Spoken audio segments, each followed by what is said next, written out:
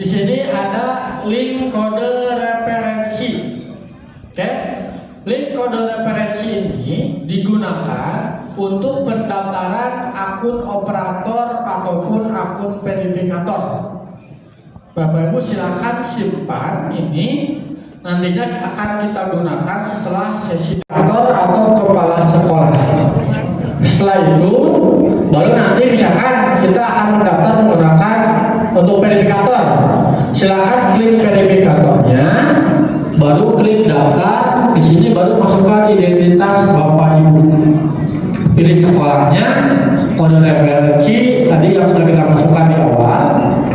Nomor induk kependudukan Bapak Ibu, nama lengkap, nomor WhatsApp, ada foto profil, baru ada informasi login, email, dan juga kata sandi.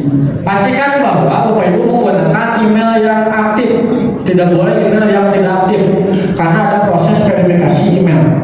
Ya. Nah, URL ini, yang tadi link ini, hanya bisa digunakan di hari ini saja. Jadi Bapak Ibu yang hadir di sini minimal satu sekolah satu akun sudah terdaftar. Nanti untuk penambahan akun-akun yang lainnya, Bapak Ibu tinggal buka akun tersebut, tinggal klik di sini profil, klik profil, kita klik kode referensi. Nah, baru nanti ada kode referensi di akun tersebut yang nantinya bisa digunakan untuk akun-akun verifikator yang lain daftar. Nanti ketahuan di sini, oh ini ada referral saya nih, ada 5 verifikator di sekolah Bapak Ibu yang sudah mendaftar menggunakan kode referensi akun Bapak Ibu. Jadi tidak perlu lagi menghubungi saya, Pak, saya butuh 2 verifikator deh, butuh 2 operator deh. Tidak perlu seperti itu lagi. Bapak Ibu mau pada saat pelaksanaan verifikator pun misalkan ada kurangnya, itu bisa langsung dengan kode referensi seperti ini. Paham ya? Jadi untuk akun tidak akan kita bagikan di SIMNIK. Bapak Ibu melakukan pendaftaran akun sendiri menggunakan kode referensi ini. Kalau misalkan nanti akan ada penambahan akun, silakan menggunakan kode referensi masing-masing akunnya sendiri. Oleh karena itu, akun atau link kode ini hanya berlaku di hari yang sama. Kalau misalkan Bapak Ibu bukanya di besok, itu tidak akan bisa terbuka. Jadi tugasnya adalah untuk membuka lagi link kode referensi yang baru, meminta lagi.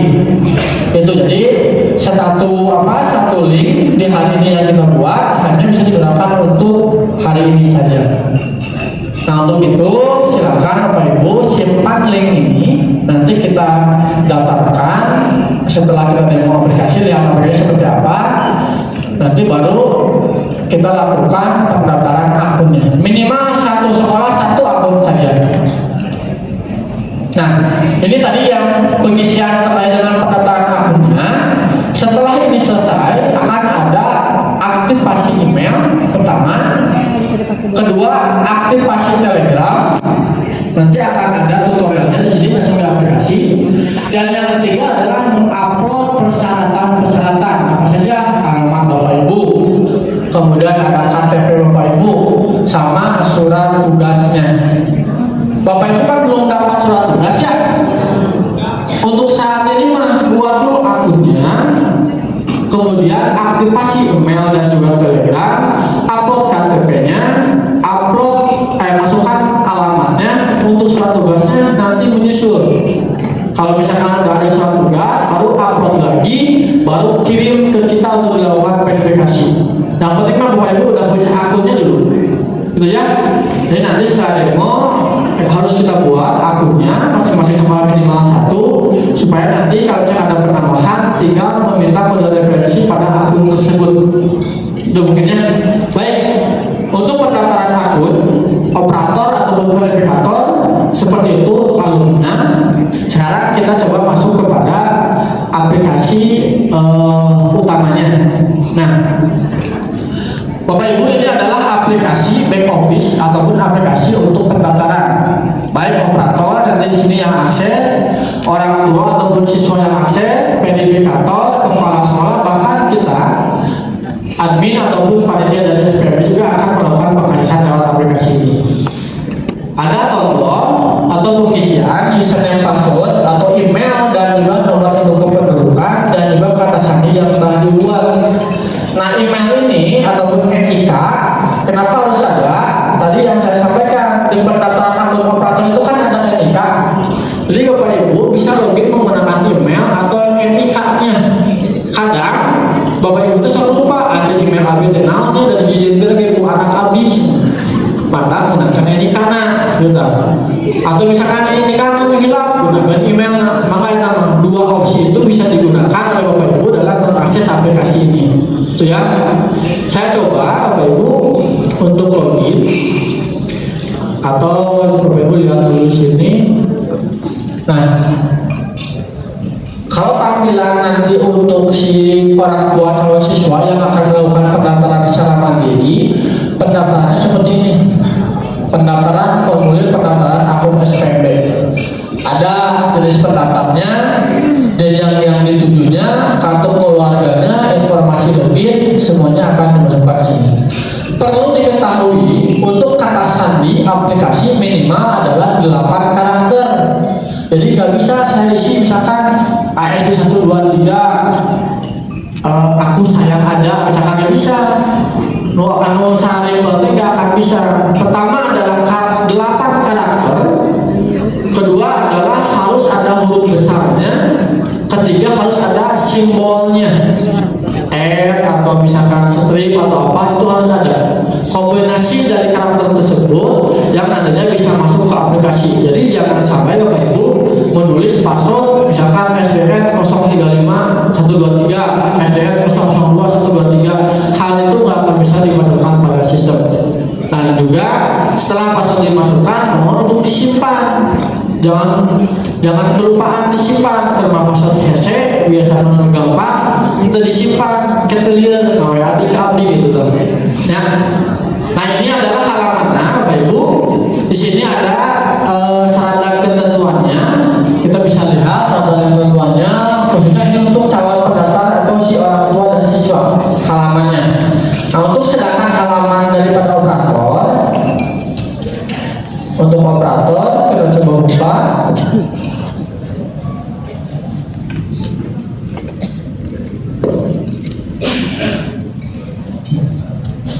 Nah, ini adalah halaman setelah kita masuk pada aplikasi. Ada informasi terkait dengan akses cepat ke verifikasi pendaftaran. Untuk verifikator nanti akan muncul menu tersebut. Kalau untuk pendataan tidak ada. Kemudian ada informasi terkait dengan total pendataan berapa, yang sudah diverifikasi berapa, ini untuk verifikator, yang belum diverifikasi berapa, yang sudah daftar ulang berapa, ini akan muncul reportingnya sampai kepada pendaftar terbaru, statik laporan, dan juga sebarang data pendaftar. Jadi Bapak Ibu, khususnya untuk verifikator bisa ketahuan bahwa saya yang masuk ke sekolah saya lokasinya di sini ketahuan secara sebarang data pendaftarnya. Nah, di sini ada log aktivitas. Setiap perubahan Bapak Ibu ataupun persetujuan ataupun penolakan akan ada log aktivitas. Ini contohnya Bapak Ibu. Dalam login, mengubah konfigurasi, dalam login, menambah peran kepala sekolah dan lain sebagainya. Itu akan muncul di sini semuanya. Tidak akan bisa dihapus loginnya. Setiap proses atau transaksi yang dilakukan akan tersimpan di sini. Kemudian di sisi aplikasi juga akan ada notifikasi. Notifikasi ini berfungsi untuk memberitahu Bapak Ibu, khususnya untuk verifikator, bahwa ada siswa yang perlu diverifikasi oleh Bapak Ibu. Nah, ini tinggal masuk di sini aksesnya. Bahkan broadcast dari kita, kalau misalkan ada pengumuman dan lain sebagainya, akan masuk ke Telegram dan juga ke aplikasi yang notifikasi ini. Ya. Selanjutnya, Bapak Ibu, pada aplikasi ini ada menu namanya layanan. Nah, kita akan fokus kepada layanannya saja. Ada data pendataan peserta didik, ada data pendaftar. Untuk operator, nanti yang akan muncul hanya pendataan peserta didik saja. Sedangkan verifikator hanya muncul yang data pendaftar saja. Jadi tidak akan dua-duanya diadakan di operator, tidak akan ada seperti itu, karena masing-masing sudah punya perannya masing-masing. Ya, contoh untuk pendataan, Bapak Ibu, ini adalah halaman terkait dengan pendataan. Untuk operator, Bapak Ibu, silahkan klik tambah pendataan. Nanti akan muncul formulir pendaftaran siswa baru. Berbeda dengan tahun kemarin. Kalau tahun kemarin itu kan ada data pribadi, data alamat, persyaratan, pemilihan jalur, itu yang dapat. Kalau tahun ini hanya data pribadi, persyaratan, dan juga pemilihan jalur, hanya 3. Jadi alamat disedotkan ke dalam data pribadi. Ada juga nanti penambahan beberapa informasi. Nah, untuk awalan, untuk operator, nanti akan disuguhkan data pribadinya terlebih dahulu sebelum memasukkan data persyaratan. Kalau tahun kemarin semua dalam satu halaman itu kan semua data pribadi dimasukkan, persyaratan dimasukkan. Kalau tahun ini kita fokus dulu ke data pribadi, baru nanti kita diarahkan kepada pengisian persyaratannya. Ini adalah informasi beberapa yang disiapkan oleh sistem data pribadi. Ada nama, jenis pendaftar, kartu keluarga, kemudian ada dokumen pendukung. Masing-masing dokumen maksimal adalah 2 MB. Jadi kalau misalkan lebih, silahkan dikompres terlebih dahulu. Sedangkan untuk foto profil itu maksimal adalah 512 KB. Tidak boleh lebih dari 512 KB. Nah, ada data alamat Bapak Ibu di sini, alamat lengkap, RT, RW, wilayah, koordinatnya, ada akun penggunanya, emailnya si peserta, wajib email yang aktif. Jadi tidak bisa menggunakan email yang tidak aktif. Wajib email yang aktif karena untuk verifikasi OTP. Selanjutnya ada foto profil peserta. Ini bisa digunakan menggunakan pas foto aja 4x3. Nah, ini untuk pencetakan kartu peserta ujian. Kalau misalkan si peserta tersebut akan mengikuti tes standar daerah. Baru masuk kepada informasi di bawahnya, asal sekolahnya dan juga data orang tuanya. Khusus untuk SD ada beberapa informasi yang memang tidak diwajibkan. Contoh misalkan jenjang pendaftaran SD itu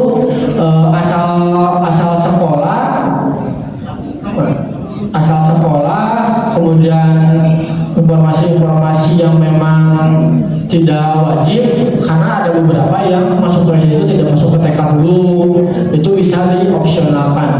Kayak asal sekolah, MPSN asal sekolah, itu bisa diopsionalkan. Nah, setelah tahap pendataan selesai, nanti sistem akan mengarahkan langsung ke halaman ini, baru di sini kita akan fokus kepada persyaratan apa aja yang perlu kita siapkan di tahap pendataan untuk nantinya masuk kepada tahap pendaftaran pemilihan jalur dan sekolah. Di data pribadi ini sama seperti tadi isinya, tetapi kita tidak bisa merubah email yang sudah kita masukkan sebelumnya. Selanjutnya di sini ada dokumen pendukung. Nah, itu tadi persyaratan jalur. Kalau kita buka dokumen pendukung, ada beberapa jalur dari mulai afirmasi PDBK, afirmasi RP, mutasi, jalur prestasi akademik, dan juga non akademik. Nah, ini yang perlu dipersiapkan oleh Bapak Ibu dalam pengisian persyaratan pendukung jalur. Misalkan kita akan upload yang PDBK, di sini kita coba upload. Misalkan PDBK, kita coba upload persyaratan PDBK-nya. Data persyaratan PDBK berhasil dihapus. Nah, untuk tahun ini ada fitur terkait dengan hapus persyaratan. Jadi kalau misalkan saya rasa PDBK mah nggak jadi, nggak perlu disiapkan, udah tinggal dihapus aja persyaratannya. Nanti sistem akan melakukan penghapusan persyaratan, otomatis dokumen di sini akan hilang. Kalau kita lihat lognya, Bapak Ibu, kita akan bisa lihat bahwa di sini melakukan perubahan dokumen persyaratan, kemudian menghapus persyaratan PDBK. Diketahui logiknya. Jadi semua aktivitas transaksi semua tercatat pada sistem. Nah, selanjutnya untuk afirmasi RP juga sama. Apakah terdaftar pada DTK atau tidak, baru masukkan dokumen afirmasinya. mutasi, ada penyesuaian. Bapak Ibu, kalau tahun kemarin koordinat terkait dengan tempat tinggal mutasi itu kita harus rubah di data pribadi. Tuh ya, kalau tahun ini kita sesuaikan langsung koordinatnya di jalur mutasinya. Jadi ada dua koordinat. Koordinat sesuai dengan kartu keluarga sama koordinat tempat tinggal saat ini karena untuk mutasi. Kalau tahun kemarin kita harus merubah koordinat di kartu keluarga, tapi untuk tahun sekarang ada dua koordinat jadinya. Selanjutnya Bapak Ibu, di jalur rahasia akademik ini masih sama dengan tahun kemarin, tidak ada perubahan. Raport dimasukkan oleh siswanya masing-masing, dibantu oleh operator, jadi operator masih masukkan nilai raportnya beserta file pendukungnya. Kemudian untuk non akademik, non akademik ada penambahan. Kalau tahun kemarin kita upload, kita tidak bisa melakukan perubahan data. Tahun ini kita langsung bisa melakukan perubahan data. Kita pilih kembali jenis perlombaannya apa, nama perlombaannya, dan juga file pendukungnya apa. Baru nanti akan dilakukan penolakan atau persetujuan oleh tim perval sertifikat. Ada satu status tambahan untuk tahun ini, yaitu blokir. Jadi kalau misalkan statusnya masih menunggu persetujuan atau ditolak, itu datanya masih bisa dirubah. Tapi kalau sudah disetujui dan diblokir, itu datanya nggak bisa diubah, nggak bisa dihapus. Jadi ketahuan akan ada histori bahwa takutnya ada siswa yang melakukan pemalsuan sertifikat. Jadi historinya akan terus ada, ya. Nah ini untuk pengisian persyaratan jalur, baru nanti kita masuk kepada pemilihan jalur dan sekolahnya. Nah sebelum itu kalau kita lihat Bapak Ibu, kita coba login sebagai pesertanya. Itu tampilan tadi, tampilan dari sisi akun operatornya. Sekarang adalah tampilan untuk di sisi pesertanya, bagaimana peserta masuk pada aplikasi ini. Nah untuk peserta tampilannya seperti ini. Kalau tadi verifikasi itu kan ada akses cepat ke verifikasi data pendaftar. Kalau siswa akses cepat ke formulir pendaftarannya, baru nanti dimunculkan ada kemajuan pengisian datanya. Dia sudah berapa persen dalam melakukan pengisian datanya, baik itu data pribadi ataupun dokumen pendukungnya. Data-data yang belum diisi nanti otomatis akan muncul di sini apa saja. Misalkan kartu keluarga belum dimasukkan, NSN belum dimasukkan, misalkan, atau dokumen-dokumen yang lainnya yang memang belum dimasukkan. Kita coba lihat, misalkan demo.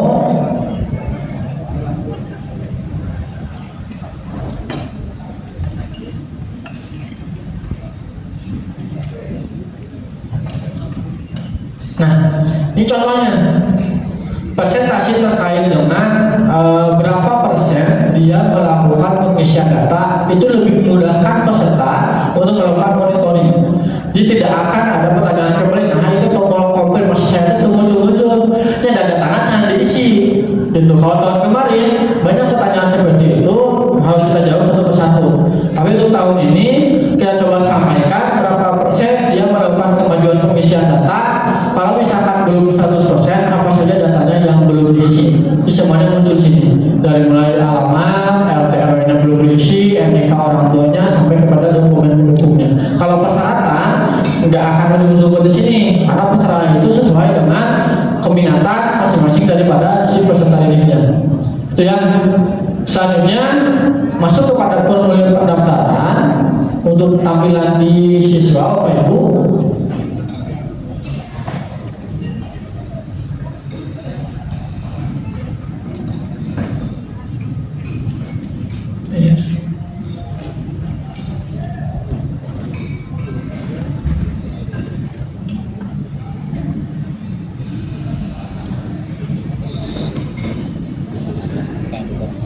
Nah, ini adalah tampilan dari sisi peserta, sama tampilannya dengan tadi yang ditampilkan di operator.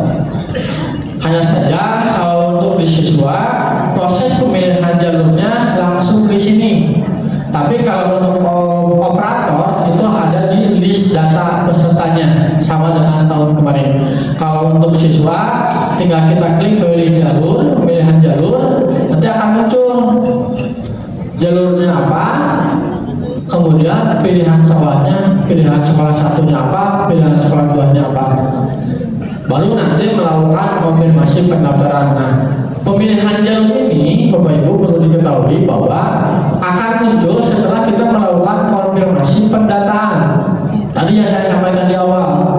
Kemudian pemilihan jalur ini dapat dilakukan konfirmasi pendaftaran di jam 8 sampai jam 5. Setelah jam itu tidak bisa dilakukan konfirmasi. Kenapa? Atau PDP kantor kami butuh istirahat. Nah, itu diterapkan di tahun kemarin, akan diterapkan di tahun ini juga. Jadi ada batas waktu. Tapi kalau misalkan proses pendaftaran akunnya, pengisian datanya itu 24 jam. Tapi pengiriman datanya ke sekolah tujuan untuk dilakukan verifikasi itu sesuai dengan batas waktu yang ditentukan. Jadi di sini tuh sudah diinformasikan sebetulnya jamnya jam 8 sampai jam 4, nanti kita tambahkan jam 8 sampai jam 5 itu sesuai dengan ketentuan yang berlaku di sistem. Kemudian kalaupun ada penolakan dari sekolah tujuan, sistem akan langsung menampilkan di sini alasan penolakannya seperti apa yang perlu diperbaiki kepada si calon pendaftar. Yang dimana calon pendaftar itu akan muncul notifikasinya di sini. Nih, kita ketuan bahwa menghapus persyaratan jalur Dadang telah menghapus persyaratan pada jalur PDBK. Artinya saya tadi menghapus persyaratan jalur PDBK si siswa, itu akan dikirim notifikasinya langsung, termasuk ada perubahan data, ada reset status, ada pemilihan jalur, itu semuanya akan dinotifikasikan. Sama halnya dengan Bapak Ibu yang nantinya menggunakan akun operator dalam melakukan pengisian pendataan, setiap perubahan data, setiap penghapusan persyaratan, penambahan jalur, pemilihan jalur, itu semuanya akan dikirimkan notifikasinya ke si pesertanya. Nantinya juga Bapak Ibu, kalau misalkan kita lihat di sini ada aktivitas terkait dengan si akun tersebut, bahwa dia melakukan konfirmasi pendataan dan lain sebagainya. Jadi semuanya terikut. Jadi jangan ada kesalahan-kesalahan atau patut tuduh ada yang usia, itu, usia. Nah, hal-hal seperti itu kita manage supaya ketahuan dari awal siapa yang memang melakukan hal tersebut. Baik, itu adalah tampilan operator dan juga tampilan untuk siswanya. Kemudian bagaimana tampilan dari sisi verifikator? Nah, kalau verifikator sebetulnya sama dengan tahun kemarin, hanya menampilkan data pendaftar ke sekolah tujuannya. Seperti ini ya Pak Ibu. Ini hanya menampilkan data pendaftarnya. Coba.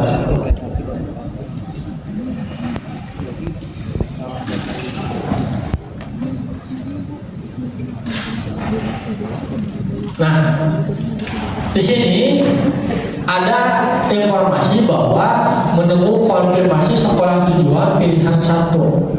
Nah, artinya ini kalau misalkan Bapak Ibu adalah pilihan 1 dan ada tombol hijau, artinya itu adalah menunggu konfirmasi Bapak Ibu. Tapi di sini kalau misalkan menunggu konfirmasi sekolah tujuan 1 tidak ada hijau, artinya Bapak Ibu kemungkinan adalah pilihan keduanya. Jadi pilihan satu nama sekolah yang lain. Nah, tinggal nanti Bapak Ibu untuk melakukan verifikasi, tinggal klik tombol verifikasi data. Baru di sini ada informasi terkait dengan data calon peserta didik, ada persyaratan jalurnya, ada pemilihan jalurnya. Tinggal kita verifikasi, datanya sudah sesuai atau belum, dokumen pendukungnya, alamatnya, data sekolah asal atau orang tuanya, sampai kepada persyaratan jalurnya.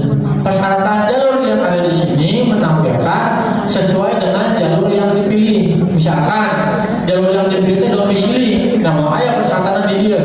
Tapi kalau misalkan persyaratan yang jalur yang dipilihnya adalah nilai rapor, otomatis di sini akan muncul persyaratan untuk nilai rapornya yang perlu dilakukan verifikasi. Kalau misalkan nilainya sudah oke, Bapak Ibu tinggal klik setuju. Kalau misalkan dirasa tidak sesuai, tinggal klik tolak, masukkan alasannya. Nah, mohon Bapak Ibu masukkan alasan yang jelas, jangan masukkan perbaiki data pribadi, nah untuk diperbaiki nah yang itu harus harus jelas gitu. Jangan ada beberapa tahun-tahun kemarin sekolah-sekolah yang hanya mengimpulkan alasan-alasan seperti itu. Jadi ambigu hal seperti ini harus dilakukan komunikasi dua arah jadinya. Datang ke sekolah, Pak tahun itu yang ini, baru perbaiki lagi.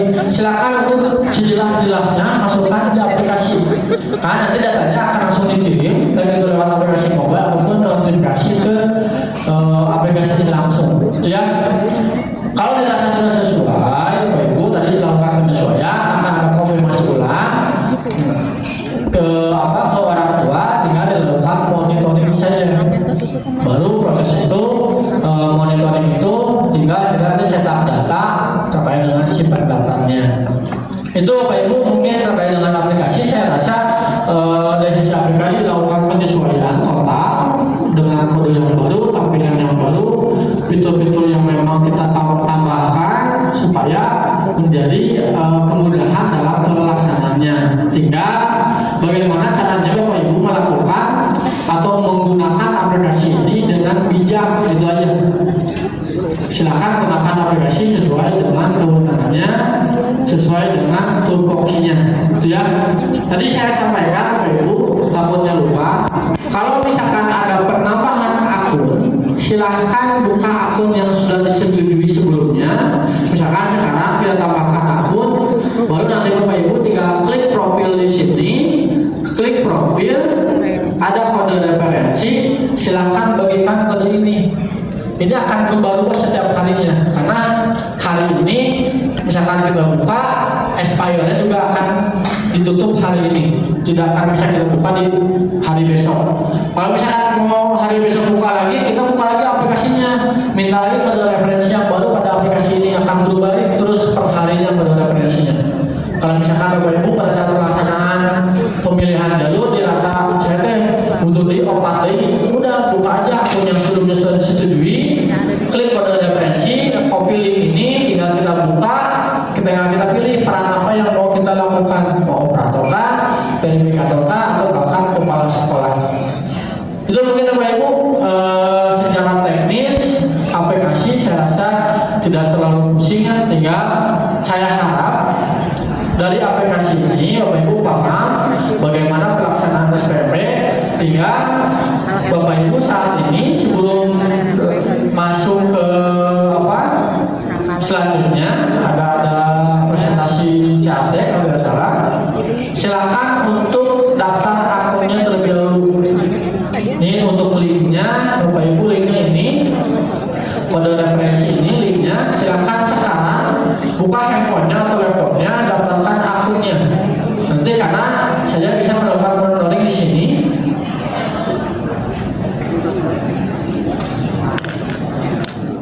Nah ini beberapa sekolah yang sudah daftar SMP kemarin.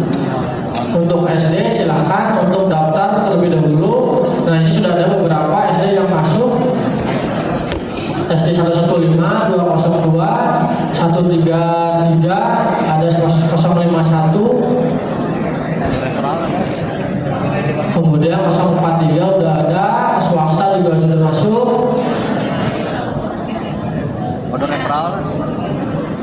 Tinggal sekolah-sekolah yang lainnya silakan lakukan pendaftaran akun menggunakan link yang ada di sini. Silakan.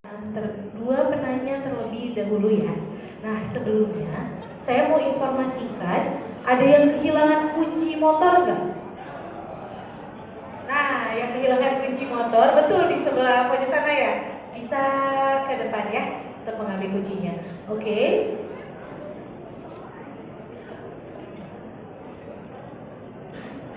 Oke, sekarang dua penanya terlebih dahulu ya.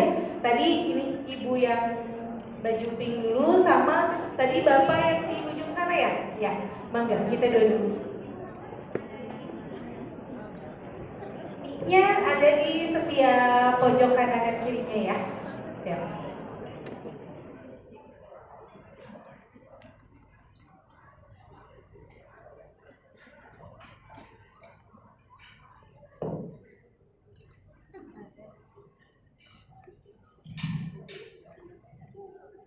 Terima kasih atas terkait tes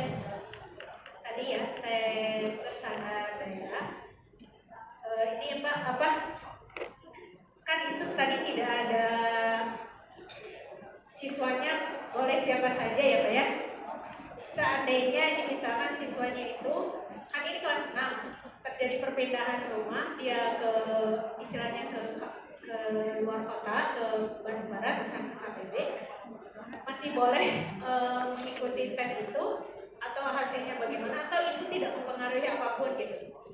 Kakaknya misalkan, kakaknya akhirnya di KBB, kemudian tapi sekolahnya di kita di Kota Bandung, apakah mempengaruhi atau tidak? Itu saja, terima kasih.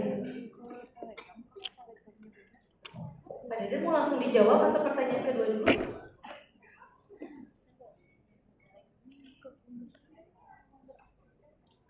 Oke, pertanyaan kedua dulu saja Pak Mangga. Terima kasih. Bismillahirrahmanirrahim. Assalamualaikum warahmatullahi wabarakatuh. Perkenalkan, saya Irfan dari SDN 106 Haji Tunggal Cijambe. Yang ingin saya tanyakan terkait aplikasi, barusan saya coba daftar dan sudah nampak juga, hanya ketika aktivasi Telegramnya ditolak. Apa yang harus saya lakukan selanjutnya? Sementara kode yang di aplikasi itu sudah disalin, dikirim berkali-kali, tetap ditolak. Alasannya username di Telegramnya harus diisi, sementara username-nya sudah ada. Jadi belum bisa masuk halaman dashboard SPMB-nya. Mungkin itu saja. Terima kasih. Assalamualaikum warahmatullahi wabarakatuh. Ya, Mangga kepada. Oke, Bapak Ibu, satu pertanyaan lagi. Oh ya, Mangga, Bapak di depan.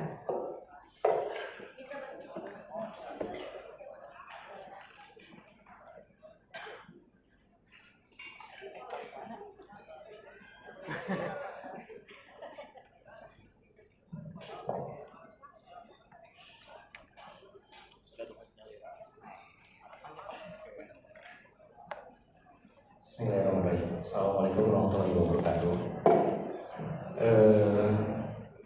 Perkenalkan, Pak, saya Mulyadi dari SDN 090 Cibiru. Ada dua pertanyaan yang akan saya tanyakan.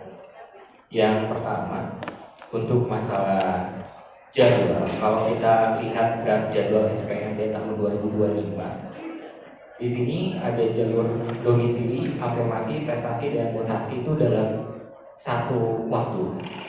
Nah, berarti apabila ada calon peserta siswa baru yang akan mendaftar dan gagal di salah satu jalur, apakah tidak punya kesempatan masuk di jalur yang lain? Itu pertanyaan yang pertama. Dan untuk pertanyaan yang kedua, untuk tes terstandar daerah ini akan ditampilkan setelah pendaftaran dilaksanakan. Maksudnya ini, Pak, tes standar daerah ini apakah dikhususkan untuk jalur prestasi akademik nilai rapot atau jalur prestasi yang lain? Itu aja pertanyaannya. Terima kasih. Assalamualaikum warahmatullahi wabarakatuh. Mangga, Pak Deden bisa izin untuk menjawab. 4 pertanyaan dari 3 penanya.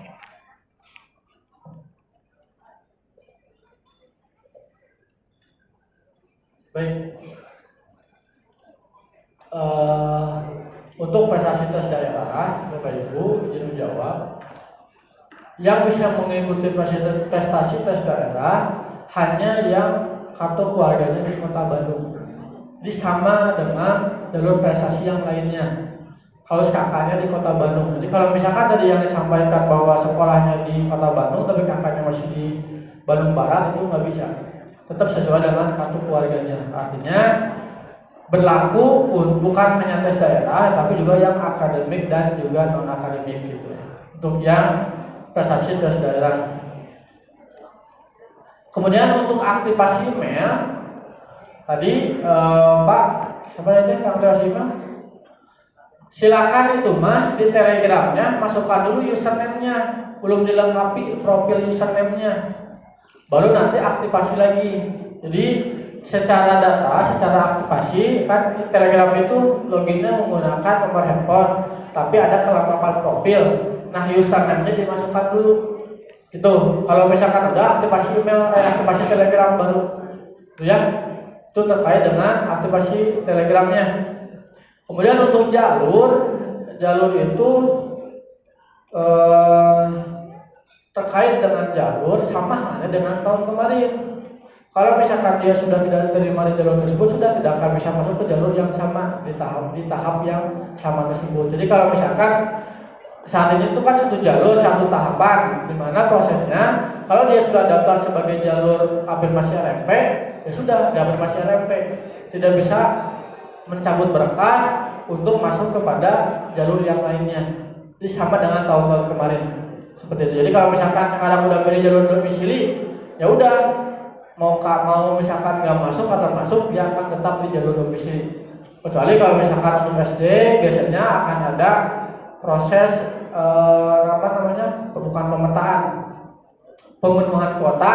Nah baru nanti dibatalkan yang sebelumnya, tapi itu biasanya setelah pengumuman selesai, gitu ya. Kemudian yang terakhir itu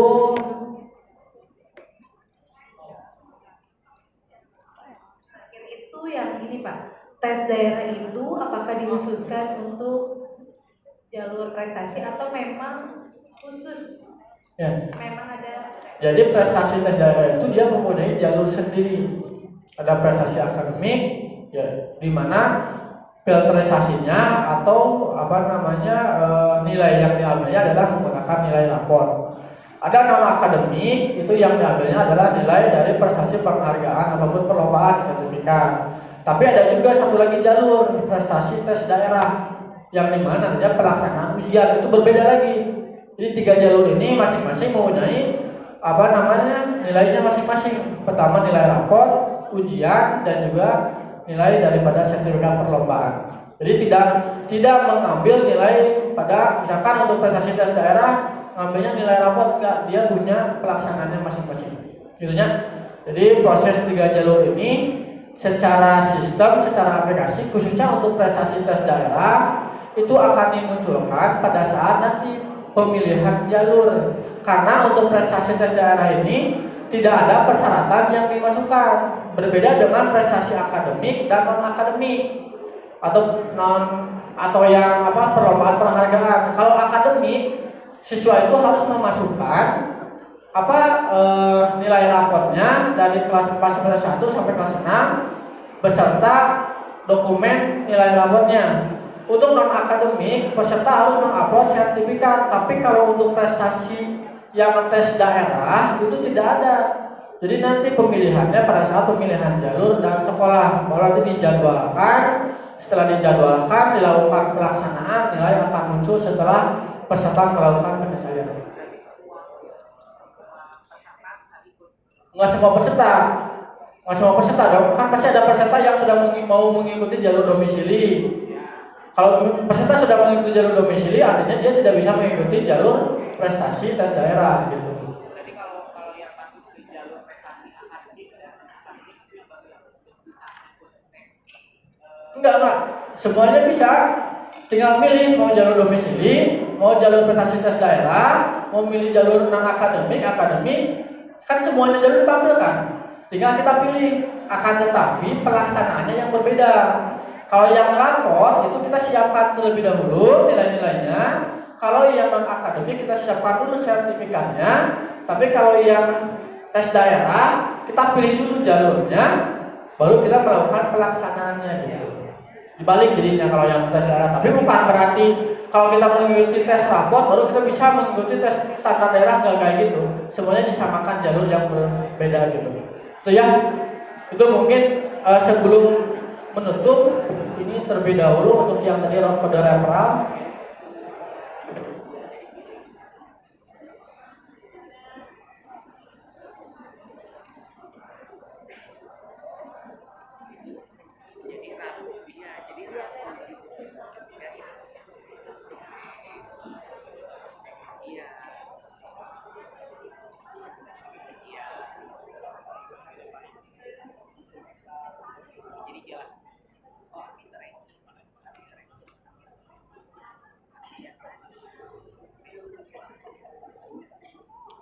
Bapak Ibu sambil menunggu, izin menambahkan kenapa pada tahun ini mungkin kita lebih memprioritaskan warga Kota Bandung seperti tadi pertanyaan pertama, tes daerah hanya untuk warga Kota Bandung, prestasi hanya untuk warga Kota Bandung dan lainnya. Karena kalau Bapak Ibu suka buka rapor pendidikan kan ya?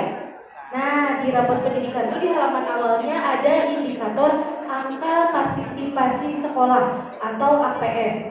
Nah, di sana itu artinya bahwa angka partisipasi sekolah itu jumlah warga di kota atau kabupaten tersebut yang mengikuti sekolah di kabupaten atau kota tersebut.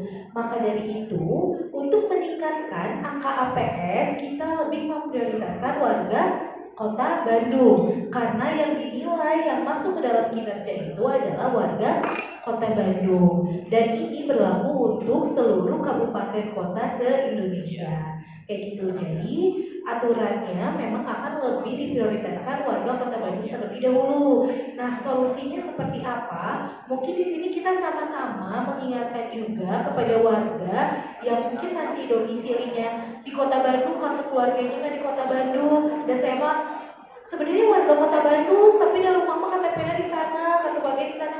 Berarti kita sama-sama ingatkan untuk mulai nih memindahkan kartu keluarganya sesuai dengan domisili. Karena ternyata dari tahun ke tahun makin ketat ya aturannya. Tahun kemarin masih ada aturan ini dan dikhawatirkan tahun-tahun berikutnya malah saklek gitu.